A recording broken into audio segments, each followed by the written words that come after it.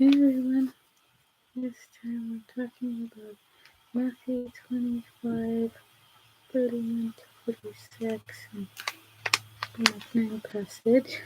So here's Matthew 25, 31 to 46, which says, "When the Son of Man comes in his glory with all of his angels, he will sit on his royal throne. The people of all nations will be brought before him, and he will separate them as shepherds separate their sheep from their goats. He will place the sheep on his left, on his right, and the goats on his left.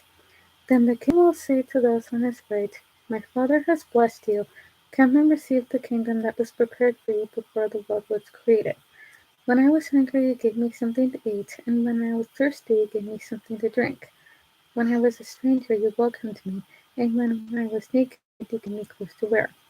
When I was sick, you took care of me. When I was in jail, you visited me.' Then the ones who pleased the Lord will ask, 'When did we give you something to eat or drink? When did we welcome you as a stranger or give you clothes to wear or visit you while you were sick or in jail?' The king will answer, 'Whenever you did it for any of my people, no matter how unimportant they seemed, you did it for me.' Then the king will say to those on his left, 'Get away from me. You are under God's curse. Go into the everlasting fire prepared for the devil and his angels. I was hungry, but did not give me anything to eat, and I was thirsty, but you did not give me anything to drink.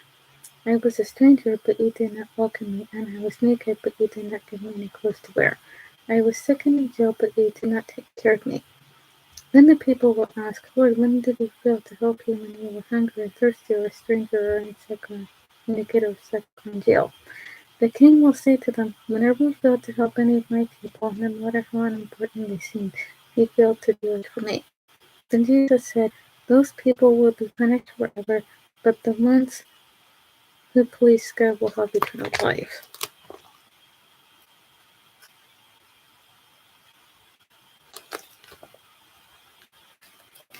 Next, Mark 9:42 to 50, which says, "It will be terrible for people who cause even one of my little followers to sin.